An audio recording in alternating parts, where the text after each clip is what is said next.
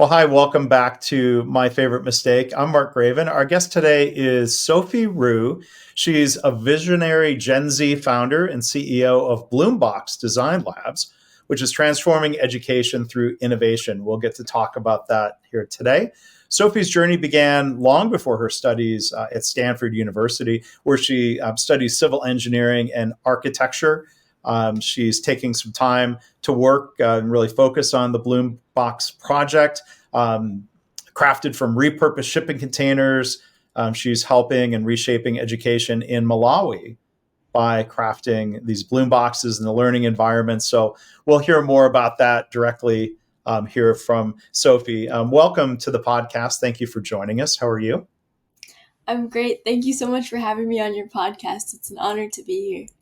Well, I'm excited to talk to you. It's a really fascinating story, to see some videos of what you've been working on, and it's really really powerful, really inspiring.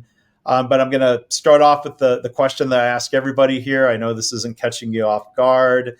Of the things that you've done in your work with BloomBox or otherwise, what would you say is your favorite mistake? All right. Well, it's a bit of a long story, but here it goes. I I think my biggest mistake was also one of the most heartbreaking moments of my life, which happened uh, after the summer after grade 10, when we had just brought the first BloomBox to Malawi. And at this point, the BloomBox we'd spent uh, half a year building it out in my backyard. We'd shipped it across the world. We'd gone through what seemed like every possible obstacle. We shipped it during a global shipping crisis. We had to convince customs officials to let us through. Mm. And we were in this moment of celebration when the BloomBox was being driven. It had crossed its final border, and it was just being driven to the school where it was going to be installed and set up. And what happened was New Beginning Secondary School, where we put in the lab, was at the top of this hill, and below was a highway. So the truck bed, the truck that was taking the lab up the hill, it was too large to make the turn. And Mm. so there had to be a transfer from this long flatbed truck to a small flatbed truck. And so night was falling, and this kind of rickety crane showed up on the scene to make the transfer from one truck bed to the other. And we were all kind of just waiting with bated breath because the crane chain itself looked a little questionable, and the container was lifted up by this crane. And kind of in that moment, months of work, my biggest hopes and dreams for this, like everyone's collaborative efforts, $80,000 worth of technology was kind of just dangling in midair, and it was kind of wobbling back and forth like this. And in that moment, the crane chain snapped and the lab came smashing down, luckily onto the bed of the other truck, but it Oh smashed no. down the bed, and the cab of the truck went up, and we all were just standing there in what was now a dark night on a busy highway, um, thinking that maybe we had lost everything. So I guess that was my biggest mistake, but it was also my favorite mistake. I think that's what this podcast is about, Right. um, because I hadn't accounted for something important, and I'll get to that in a second. But what we ended up doing was uh, we needed to bring it up to the school still, but it was late, so we got some guards to watch the container overnight, and then we came back the next morning, and I was feeling pretty deflated and worried that everything might be over. But what happened was the whole community, they had come that night, and they had watched us kind of fail miserably in that moment. But they had all shown up bright and early, first thing the next morning, to come and to help us unload the container, to make multiple Mhm. trips, and to make it a reality. So that day actually became a very joyful event. And we got it up and running successfully after that. And I think Mm. it just taught me a lot about how none of this work would work without the community. And so, yeah, that makes it my favorite, even though it was pretty devastating in the moment. Oh my gosh, the ups and downs of the story. I don't mean quite literally the ups and downs with the crane Right. and the bloom box. But what? Yeah, I mean that must have been a really heartwarming moment, a beautiful moment. Then when people rallied to help that morning. It truly was. I think like some of my best memories are on the job site just because of how fun and inspiring and exciting it is every minute. Yeah. And so for context, first off, can you tell us? There's some elements of the story I want to dig into, but I could have maybe teed this up better to tell people. I've seen videos about it, so I know what you're talking about. Tell everyone a little bit more about just the Bloom box, the intent, and the functionality that it delivers. Absolutely. I think that it's really cool to think about getting every kid, especially girls, access to education around the world. Yeah, that keeps me up at night. And I guess the idea for this started with how could I design something here where I live in Vancouver, and have it be a beautiful, high functioning classroom for a high school in Malawi that I had fallen in love with earlier in my high school career. So the BloomBox itself is a computer lab or maker space built out of an upcycled shipping container with a retractable solar roof system and equipped with like state of the art technology. So we've got 20 laptop computers connected to an off grid server that has a huge library of resources, and then lights, fans, projectors, mobile furniture, a teacher desk, and all the supplies needed to make it into a true maker space. That's the Bloom box, yeah. Yeah. Um, it's a great project, and again for context, just to make sure it's clear to people who are listening, and I mean this.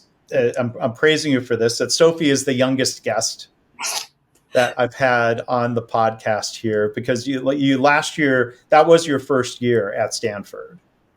Yes, it was. But yes, thanks for having me as the youngest guest. I mean, it's an honor to be here alongside such a great celebration of very interesting people. I was listening to your podcast earlier and just loving every minute of it. Oh well, thank you. And this is Sofie's first podcast as a guest. You're doing a great job so far. So thank you for Try. doing here today. All we can do is try, right? So, but I wanted to ask, or I wanted to point out one other thing. Like I asked you about the functionality of the Bloom box, and I don't know if you are familiar with Simon Sinek and some of his books. Yes, I am. So, sort of like the title of his book, you started with the why. I was asking sort of what is BloomBox and how does it work? I appreciate that you started with the why and the mission. So I was going to ask you, what sparked your passion at a young age to provide opportunities in Africa, in Malawi, a long way from home in Vancouver, British Columbia. I should add. This is true. Well, I loved growing up in Vancouver. For me, uh, it's a city that is a temperate rainforest, and I feel lucky to have grown up alongside forests and rain, and to kind of be in that environment of growth. I was also really lucky to travel to Africa since I was little with my family, and also to go to all girls schools through junior and high school.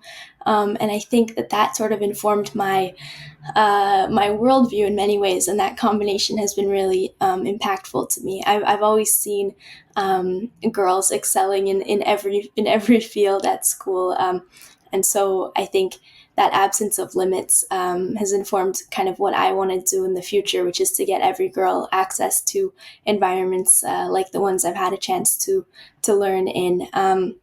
I think going back even further, my working girls education started when I was really little. Like when I was 5 years old, I raised money for the first time for Bapulele Children's Home in Cape Town.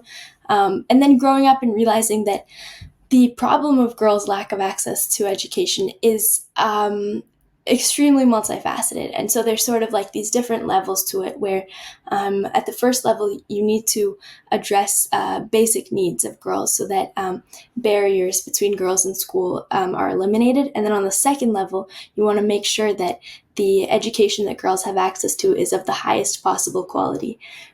So my early work was in water and sanitation. So I raised money for a few water wells in Malawi and also for a sanitary pad making machine. And that was through sales of my artwork. Hmm.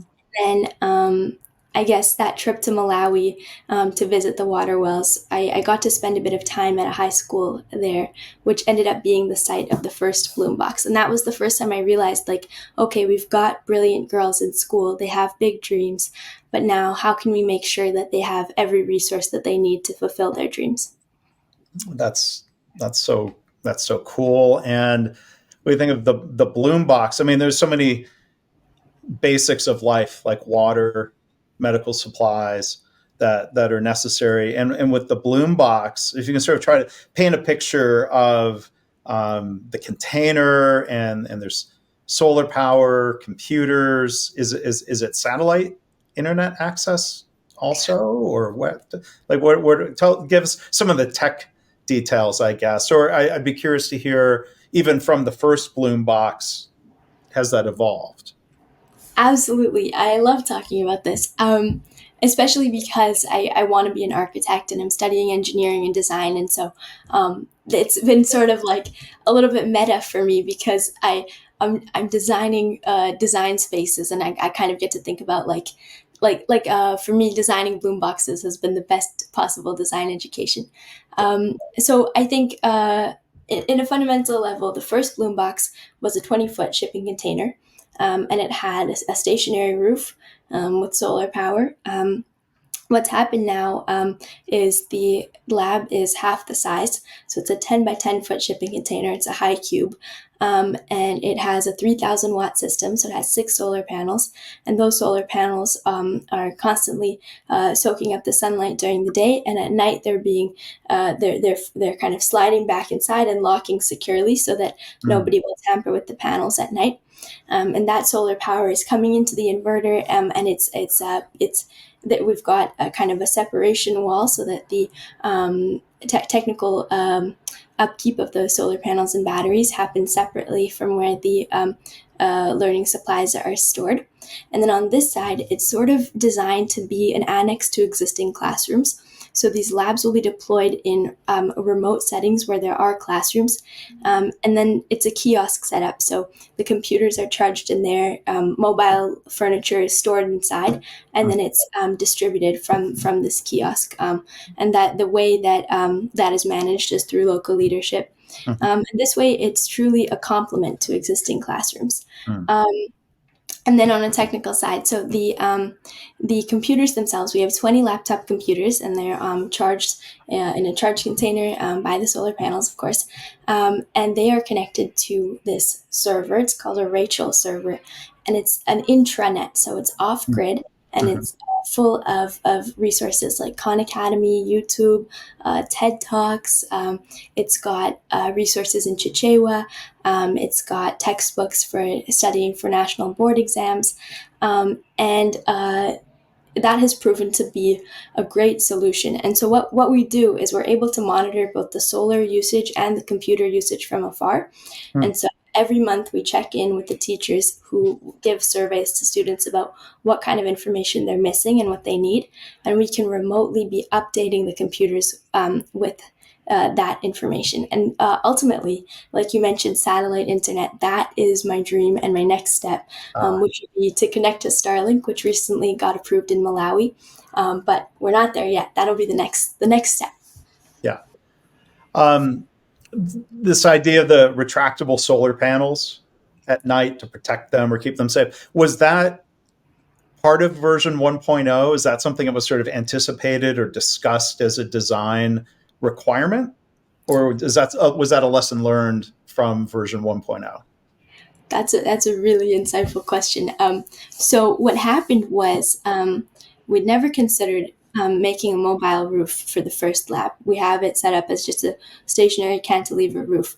But with the successful launch of that, the Ministry of Education of Malawi became interested, and I had a meeting with them where I set up my proposal of how we could scale these labs, and they brought up the interesting point that a lot of schools in Malawi are not in the big cities. They're in rural and remote areas. So the first lab we put in was in Blantyre, which is a bustling, bright city. But 80% of Malawi is off the power grid, and it's in remote and austere settings. So that the Ministry of Education wanted to scale this project to 70 more schools in the next 5 years. At that time, that we had talked. But that meant that I had to think about how we could get these labs to those environments. So that kind of forced us to go back to the drawing board. And so the roof system was born from there because it's low profile enough to just stack onto the truck bed and then just be driven to these austere environments that kind of a stationary roof would not have been able to do. Yeah. Hopefully, gosh, have there been any problems or incidents with the BloomBoxes being damaged, vandalized in any way, or have the communities rallied around the opportunity and like we need to kind of keep these BloomBoxes protected and available? Yeah, we have been really lucky to have strong connections and to also have incredible local leadership. So the director of the school where the first BloomBox was installed, he's one of my great friends now. We've been working together. He's become our Malawi team lead, Peter Koya. And so he'll go and look for sites that would work, and then he'll establish a connection with the director of the school of the next potential site. And from there, the community does rally around. So a local leadership team is assembled. A group of teachers is trained to use the computers and to be able to teach with them in their classrooms. There's a security team that watches the labs all the time. Mm. And we have not run into any problems that way. This past summer, we installed a BloomBox at Zaleka refugee camp, which is the biggest refugee camp in Malawi. And it's different. It's different than placing it at a high school in a big city. Mm-hmm. And just time and time again, I am amazed and humbled by how much people step up to the challenge to protect these labs because they want to protect their kids. Yeah. Yeah. Yeah. I mean, with this mission of providing, STEAM education for girls, you hope you never run across people who don't agree with that mission. Right. Right. So I think it just goes to show, I mean, there's the tech challenge and the design challenge and the iterations, but like one thing that seems fascinating to me about the project and your leadership of it is it's beyond a tech challenge. There's the financial challenge, and you mentioned selling artwork. Tell us a little bit more about that, and the idea you mentioned early on in the episode, selling art for other projects. Like, give us a glimpse into tell us about the art. I know we're for most people an audio platform here, so I'm going to ask you to maybe just kind of describe what type of art. Of course, I love the way you framed that question because I think it is not a problem that you can address in one way directly, and that's why I've always been interested in architecture because I was never like a genius at one thing specifically. I've always loved to do a lot of different things. Like I love math and science, but I also do love art, and so I kind of saw that in that combination in architecture. But I also think what you were mentioning about there being a humanist side too. I think that's at the core of architecture as well, which is that we design things that affect people's lives in a real way, and that is a huge responsibility. So it's important to be thoughtful and to consider the people that we do this work for above all else. on the my education right now has been mostly prerequisites for these engineering and architecture classes, so it's been very physics and math based. But I've always loved art. So I launched this social enterprise when I was in um, seventh or eighth grade, called Sparkly and Smart, as a dedication to the sparkly and smart girls that will hopefully Mhm. benefit from sales of art. Yeah. And what it is it's a collection of kind of these watercolor art pieces. They're sort of I think they can only be described as whimsical, Yeah. but they're usually funny animals, with puns or nice messages. I love doing fonts, so they're kind of there's bright lettering. And My mom and I figured out a way to print them onto greeting cards and tea towels and notebooks, and we sold them at craft fairs. It was pretty incredible. My mom and I spent most weekends leading up to Christmas throughout all of high school standing behind a craft fair booth, and I would sell my art and tell people about why girls' education is so important. And through that, I was lucky enough to raise enough money to support 3 wells, sanitary pad making machine, and now 3 BloomBoxes. And you're still selling art. I know this is a website, sparklyandsmart.com. If you want to help support BloomBox and other whatever other I shouldn't say other initiatives. BloomBox is a huge initiative, so I'm not trying to push you into more. But if people want to support BloomBox, they can go and buy art even now. That would be incredible. I recently launched an Etsy called Sparkly and Smart as well. Ah. Um, Thank you. And then I think one other kind of humanistic aspect, people side of this whole project is building a team. You're not doing this alone. People who were helping you initially in Canada, people who continue to help you in Malawi. Tell us a little bit more about finding and recruiting a team, getting support there in Africa. Absolutely. Yeah, I mean, when I started this, when I had the first idea for it, um, I was in 10th grade. I was not an architect, especially not a sustainable development architect. I didn't have any experience as a carpenter, or even an organizer. So what I did do and what I could do was ask a lot of questions. I tried. It's not easy for me. I get super nervous, but I tried to be brave because it was a bigger mission. It was bigger than me, Yeah. to ask people for help. And It's pretty incredible that when people really believe in an idea, they'll bring their best abilities in any way they can to make that happen. So I guess at the beginning, the core team started with me telling my ideas to my mom and drafting floor plans, and she's my biggest cheerleader and supporter. From there. I have a carpenter friend, Jan, who actually helped build our house, Mhm. who then taught me about construction. We started building up the lab, got involved with a solar team in Vancouver. That was great. And all the while communicating with leaders in Malawi who I had known and built a friendship with through my visit through Water Wells for Africa the year prior.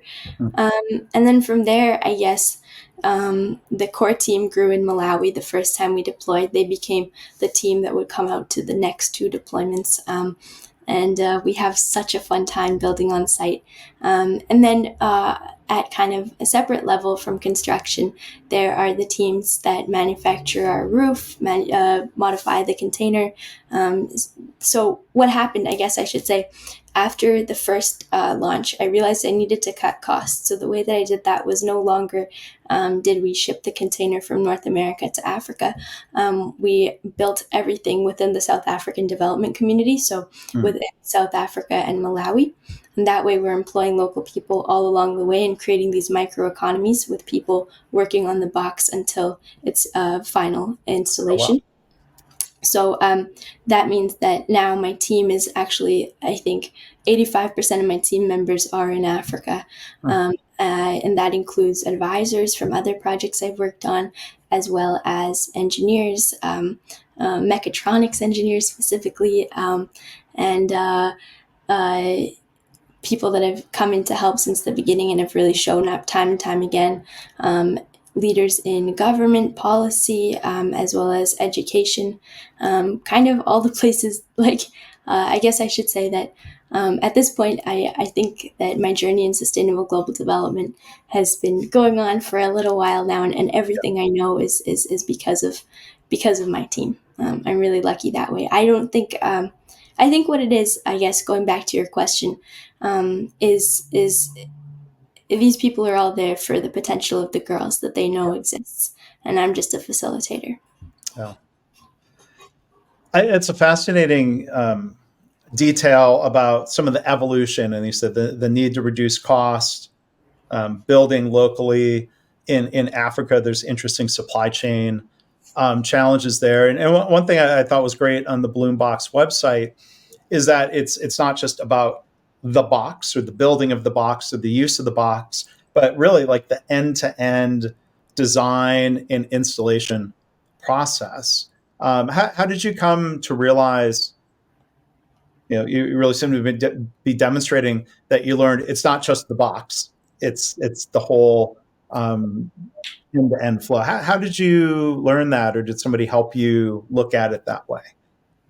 Yeah, I love what you're getting at here. I think, well, I've always, because I've been working on projects in Africa for a while.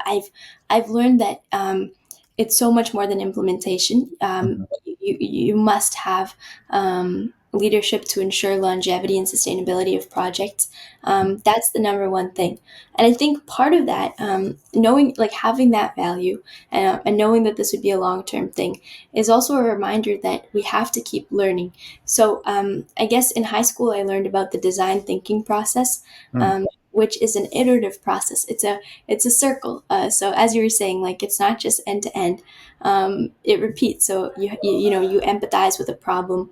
You have an idea. You start to build prototypes, and you test your prototypes, and then you install them, and you try them out. And I guess that was BloomBox 1.0. And we could have said that's great. We did it, but instead, and also because everyone on the team just fell in love with the process, we wanted to make sure that it was the best it could be. So that means following up, learning what they need better.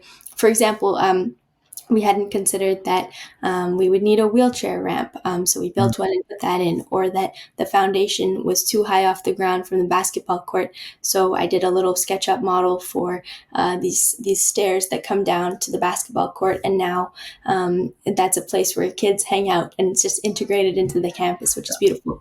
And then bigger things like, as we talked about, the roof. So that's the iteration where it goes right back to the drawing board, and you have to start again. And I love that process. I think that it means that the BloomBox design will never be truly done, but it'll Mhm. constantly improve from every direction, from student feedback, from a technical perspective. And I think that's just a symbol of growth. And I Yeah, think I'm growing with it as well. yeah. Yeah. I love that. Never truly done, and there's opportunity for continued innovation, continued improvement, and I think you're making me reflect on like what a great opportunity to learn about design thinking in high school. Like I'm old enough, design thinking was not a methodology when I was in high school. Um, I know enough about design thinking to be dangerous, as they say, but um, it seems like one big part of it is what you learn, almost more of like an anthropologist, of observing people and their needs, or observing their use of the Bloom box. Do I have that right in my recollection of design Yeah. thinking? I Yeah. love what you're saying. Yeah, for sure. I and you are not too old. It was just coming into high school as I was leaving, so I'm also new to the idea. But yeah, it's a lot about observation, and I think about architecture sometimes as like such a privilege because we build this scale model, and then you get to just manipulate people moving through space and kind of play with it that way, and like what an honor that is, because then there will be people in your space, and you get to make those decisions. So you can't make them lightly. And so I think a lot of that comes from like observation and learning from people and how they interact. And that's something that I really want to get better at. Yeah. And so right now you're taking a gap quarter or a gap year from Stanford? Oh, gap quarter. Although every day it gets a little bit more enticing to take a gap year. But I wasn't trying to push you to that. I was no, it's fine. okay. I'm taking a gap quarter from Stanford, and it's weird because I feel closer to Stanford than I even did last year at this time, and I think what happened was high school was amazing, and I'd always dreamed of going to Stanford because for me it was this place of like the smartest and most interesting people come together to solve the most impossible problems. And I got there and it was like even better than that. Like Not a I mistake. right, and it sort of like it gave me this feeling that any like this is so cliche, but that you can do it. Like if you have an idea and you work hard enough, there are people that are going to want your idea to succeed. Yeah. Especially in the field of design. I think that's so huge at Stanford, and I love that architecture is incorporated with engineering. So, anyways, I'm taking this gap. Not to get far away from it, but to refine my focus, and also to make sure that BloomBox is able to continue to survive. And when I return, I think I have this clarity about what I want to do, what departments I want to be a part of, and I think I'm really lucky to have a direction and a purpose, and also a school that can supplement that at a very high level. Yeah. Well, once you get past those engineering fundamentals, I mean, there's so many opportunities, it seems, at Stanford to learn not only more about design thinking, but entrepreneurship and startups. Formal. I imagine, were you able to tap into even informal ways of learning about this in your first year? Yes, for sure. I was able to be part of a business competition at school. It's like called the $100,000 Startup Challenge, and Mhm. I found myself in the like echoey basement of the one of the engineering buildings, waiting for my chance to go in the room and present my pitch. And at that point, now I'm formed as a public benefit company, so that has its own challenges, running a new business, new small business. But at the time, I wasn't that. I was a social enterprise, and I was sort of pitching an idea that had no return on investment except for kids doing cool things after they graduate. And that's a bit of a hard sell, Yep. especially when the kids I was up against were grad students researching, the next big Fortune 500 solution. And so actually I did well in that competition. And that was really cool for me because it was a reminder that I was at a school where um, business is about more than just money necessarily. It's about creative approaches to problems.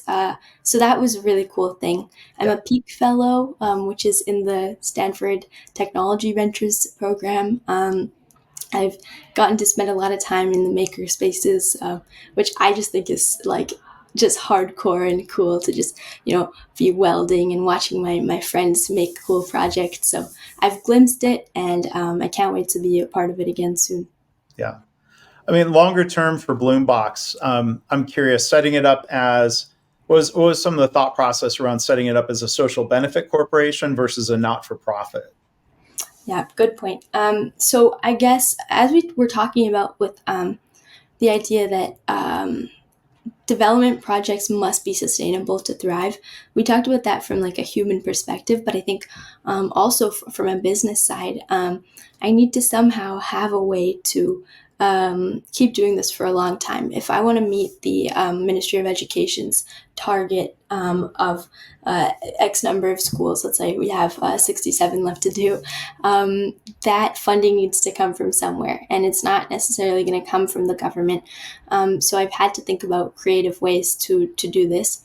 One thing would be to sell roof design, not the design, the roof commercially to Mm, potentially like construction applications, really anywhere that you need off-grid power. The BloomBox roof can bring that to you at a high level with mhm, the creative design. So that's one thing. The other thing is to run it as a business, so that we can have an arm that is installing BloomBoxes for free and an arm that's mm, making money to sustain that commercially. And then I've also thought a little bit about, well, I've thought about it a lot, but I don't know if it's possible at this moment, is this idea of a micro economy surrounding a BloomBox. So we talked mm, about connecting to Starlink in the future potentially.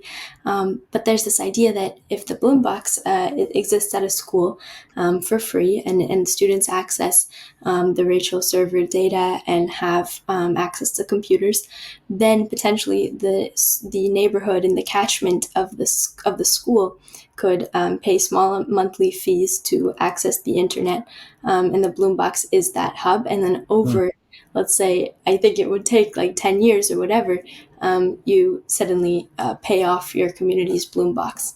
mm. Um, all the while, people are connected to the internet. And I think that is just so exciting to me. I think that when people have, a phone that connects to the internet, the possibilities are then limitless. And I want to be part of that future. And you're helping create that future, Sofie. It's really I'm so glad that I got exposed to the work that you're doing. I'm glad that PR firm reached out and shared your story and created the opportunity for the interview here. It's going to be exciting to see where you and BloomBox go. Um, One other question, though, I want to come back to your story. I want to ask this, gently. I'm not, not to be critical, but I'm just curious if you recall like conversations you and your team had after the chain broke, because you or others had identified, I don't know about that chain, and there's times in workplaces or life where like we wonder like, should I speak up about this? I don't want to. I don't know if that's going to offend somebody. Maybe I'm wrong, and like that choice of speaking up or not speaking up. Well, was the conversation afterwards about like, oh, I wish we had said something, or I wish we had asked before we let them lift it. That's a really good point. I think it takes a lot of courage to speak up when you think something is going wrong. And I often try to do that in my daily life. But another thing about initiatives like this is sometimes you got to take leaps of faith, Mm, especially if you've controlled everything you can. If you've accounted for everything in your power, you've got to hand off the trust sometimes. And I've been pleasantly surprised, 9 times out of 10. And I think our whole team knew that this had to happen. This transfer from one truck to the other had to happen to get it to the school. yeah. And so in this moment, we made a decision to trust. And I think nobody could have prepared for just a technical detail, like a rusty chain. But I think what matters was our response. And I think yeah, going forward, you're right. It's important to be thoughtful and to speak up. But I think also it's finding that balance of also handing over control sometimes. And yeah, I found it works out more often than not. Yeah. Well, thank you for that, and I'm glad that you found the positive takeaways and lessons learned. You're doing so much and learning so much at a young age. So I really um, appreciate that. Really respect what you're doing, and appreciate you for coming on and sharing your story and having a conversation about it, Sofie. Thank you. I appreciate being here, and thanks for everything that you do to support entrepreneurs at every stage of their journey. Yeah. Um, Thank you for that. I try, and we'll keep at it here on the podcast. So again, we've been joined today, Sofie Roux, a founder and CEO of BloomBox Design Labs. You can go to bloomboxdesignlabs.com. I'll put links in the show notes, and encourage you to go learn more about Sofie and what she's doing. So thank you, really. Thank you again. This is great. Thank you, Mark.